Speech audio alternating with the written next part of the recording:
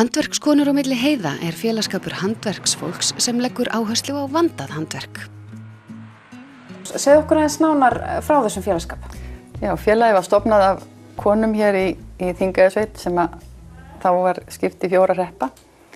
Við vorum konur í Fnjóskadal og við vorum í Bárðardal, Ljósavatnshrepp og í Reykdalahreppi vestan Fljótshlíðar. Og félagsskapurinn náði milli Fljótshlíðar og Vaðlaheiðar sem sé. Núna höfum við reyndar opnað félagið, þannig að við erum farin að taka konur inn annars staðar frá og höfum einnig opnað fyrir karla.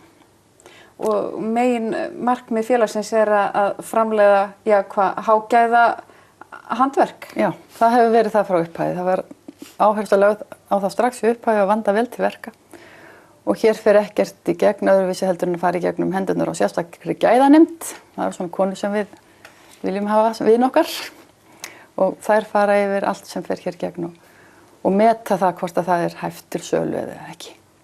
Þannig að sendiði stundum konur tilbaka með einhverja vöru sem að... Já, það sendi okkur alveg miskunnarlaust tilbaka ef eitthvað er að. Við viljum líka bara held ég allar selja góðar vörur, vandaðar vörur. Þannig að handverkshefðin ykkur mikilvæg? Já, hún afskaplega mikilvæg. En þið sitjið ekki bara við hannyrðir, þið hafið líka miklar skoðanir á hannyrðum og það skemmst að minnast þess að þið gerðu allt brjálað síðasta vetur ef svo má orðið komast þegar þið byrjuðu þá umræðum að hvort það ætti ekki að banna að íslenska lopapeysu væru prjónaðar erlendis.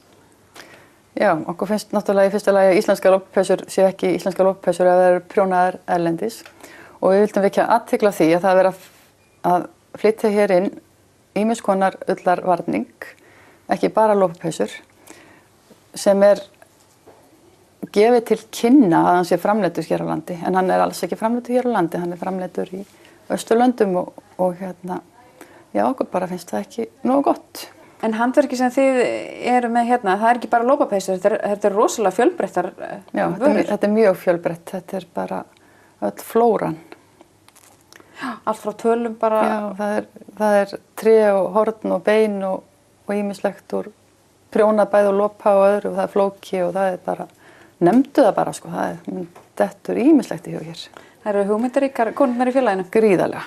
Já, svo eru náttúrulega ekki bara konur í félaginu, þið eru líka með karlmenn í því. Já, við tókum það ákvörðun að opna félagsskapinn fyrir körlum segir. Jafnrétti hlýtur að virka í báðar áttir. Það eru 3 karlmenn í félaginu okkar. Einn eldsmiður og annar silfursmiður og 3 prjónar. Og við erum mjög mondnar með þessa karla. En svo fenguð þið líka verðlaun frá nýsköpunar og atvinnumálaráðherra á búnaðarþingi í byrjun árs. Hvaða máli skipta slík verðlaun fyrir ykkur? Þau skipta náttúrulega bara gríðarlega miklu máli og við fengum reyndar 2010 fengum við verðlaun frá hvatningaverðlaun Atvinnuþróunarfélags Þingeyinga og það bara skiptir miklu máli fyrir okkur að fá viðurkenningu úr okkar nærsamfélagi.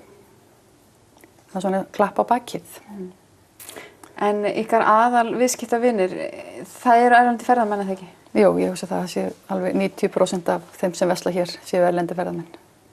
Og hvernig hefur salan í sumar verið? Hún bara verið mjög góð. Við búum betur en margir aðrir, við þurfum ekki að sækja ferðamennina, þeir koma til að skoða Goðafoss og kíkja við hjá okkur í leiðinni. En hvernig sérðu íslenskt handverk þróast á komandi árum? Íslenska handverkshefðin að styrkjast eða hvað finnst þér? Ég held að við verðum svolítið að passa okkur á því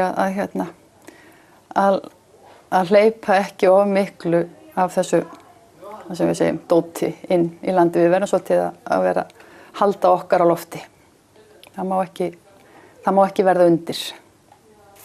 Það verður allt svo einsleitt eitthvað. Þannig að við verðum að passa okkur á því.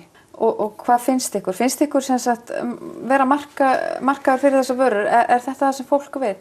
Frekar handgert heldur en fjöldaframleitt? Það er náttúrulega aðeins mismunandi, sumum alveg sama þó þeir komi hér og kaupi staup sem eru made in Taiwan. Það reyndar ekki til í okkar búð. En sumir vilja bara kaupa, þeir eru að koma til Íslands og vilja fara frá landinu með eitthvað sem framleitt af Íslendingum á Íslandi. Þannig að það nú bara þannig. Og getur talað við verslunarstjórann okkur og fengið góða sögur það. Það sem betur fyrir til líka. En ef maður vill ganga í félagið, það hægt eða? Já, þú getur reynda allavega. Þá kemurðu með sýnisotna því sem þú ert að framleiða og leggur það fyrir þessa gæðanefnd og hún metur það, hvort að það hæft til þess og eins hvort að þetta sé vara sem okkur vantar. Ef okkur vantar ekki þessa vöru þá náttúrulega ferðu bara heim aftur. Þið eru strangar. Við erum strangar, já. Við viljum bara það besta. Þá ætlum við að kíkja inn í bílskúr á Laugum þar sem gerðir eru fallegir skartgripir. Hún lætur ekki mikið yfir sér vinnuaðstaða Björns Guðmundssonar í bílskúrnum hans á Laugum í Þingeyjarsveit. En hér hafa á undanförnum 6 árum orðið til ótal margir fallegir og fínlegir silfurgripir. Þegar ég var farin að nálgast úreldingar aldurinn, þá þurfti ég að fá mér eitthvað skemmtilegt að dunda við. Og þá var þetta ofan á. Og ég var reglulega gaman að því. En nú þetta bara mjög ólíkt því sem þú varst að fást við á starfsæfinni. Þú varst að vinna mikið með vinnuvélar, ekki satt? Jó, ég gerði það. Og gerði flest annað en þetta. En ég veltaði fyrir mér hvernig standið á því að þetta liggur dálítið ljóst fyrir mér. Þessi sennilega vegna þess að ég hafi verið konunglegur og hirðgullsmiður í fyrralífi. Já, hvorki meirinn að minna. Nei, og ég líti á þetta sem endurhæfingu því að sjálfsög ég búin að glemma einhverjum. Björn smíðar aðalega silfurskraut á þjóðbúninga, hálsmenn og hringa, en gripir eftir hann hafa verið til sölu á handverksmarkaðnum á Goðafossi. Það til að ég fæ verkefni að bæta inn í gömul sett og fylgja þá munstrum sem var á gamla settinu. Það gaman að glíma við það. Það ekki bara silfurgripirnir sem gleðja augað í bílskúrnum hjá Birni, því þar stendur einnig forlátur Buick árgerð 77, en bíllinn hefur verið í eigu Björns í rúmlega 30 ár. Hann svolítið merkilegu fyrir það að það var ráðherra bíll og það til mynd af Óla Jó í aftursætinu sem var á myndbandi sem var spilað. Og hvernig nýtur hann? Er þetta bara, maður fer nú ekki hver sem á svona flottum bíl? Nei, þetta sunnudagabíl, sko, má segja það. Og á að fara eitthvað í sumar? Einhverjar ferður planar? Já, það er alltaf einhvern plan í gangi. Það er ekki alltaf úr því. Fór nú lítið senast á sumar. Lengri ferðir.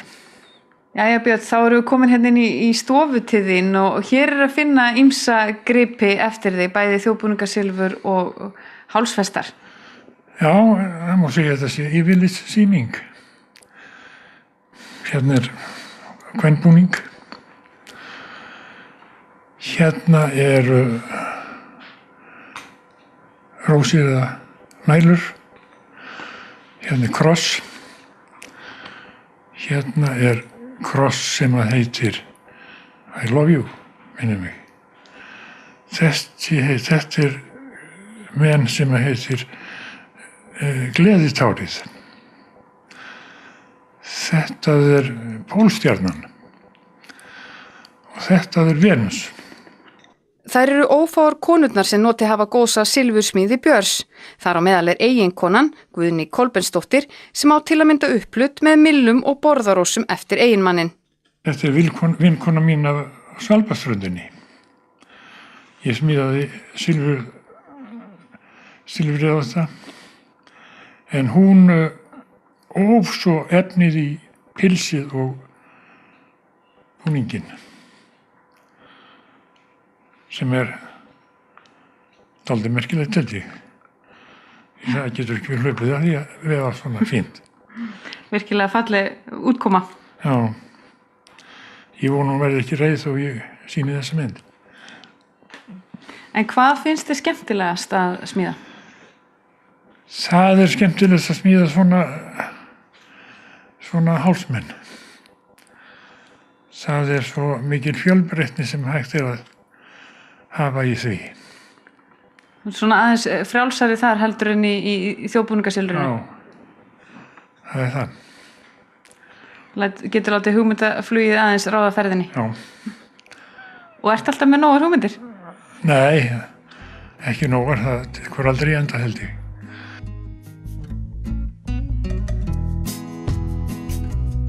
Þá komið að því að fræðast Dalakofan á Laugum í Reykjadal. Dalakofinn í Reykjadal, hvernig myndirðu lýsa þessum stað? Hver eru hans einkenni? Já, þetta nú bara svo veitingastaður út í sveit og hérna og verslun, þannig að hérna reynum við að þjónusta nærsamfélagið í verslunarvörum og við erum hérna með ýmsar uppákomur í veitingastaðinum og síðan yfir ferðamannatíman og sumurinn þá þetta mjög mikið ferðamönnum sem koma hér inn í veitingastaðin. En hver saga þessa hús? Það hefur ekki alltaf verið veitingasala hérna? Nei, þetta hús byggt 1962 á Kaupfélagi Þingeyinga og þá bara verslun og pínulítið veitingahorn. Síðan 1999 þá selur Kaupfélagið þetta fyrirtæki eða bygginguna til einkaaðila og þetta búið að vera semst í eigu einkaaðila síðan. Ég líklega númer 2 af þeim einkaaðilum. Þið hjónin takið við þessum rekstri 2011. Hvernig datt ykkur í huga að fara út í þennan bransa? Já, við vorum bændur áður og seldum jörðin og fórum í ferðaþjónustu, reyndar upp í Mývatnssveit og ég var reyndar áður stjórnarformaður fyrirtækis sem hér rak þennan stað en kom svo sem ekkert, kom svolítið á honum, svo sá ég bara að þarna var tækifæri til þess að henda sér í til þess að vinna á fullu því að það var dálítið erfitt að búa hér í Reykjadal og keyra sig alltaf upp í Mývatnssveit í ferðaþjónustunni og það var líka bara sumarvinna, þannig að við bara gerum tilboðið í staðinn og keyptum hann til þess að veita okkur hér atvinnu. Og hvernig gengur reksturinn? Þið eru nú ekki beint nálægt neinum virkilegum þéttbýlisstað. Þið eru svona miðja vegu hérna milli Akureyrar og Reykjahlíðar. Já.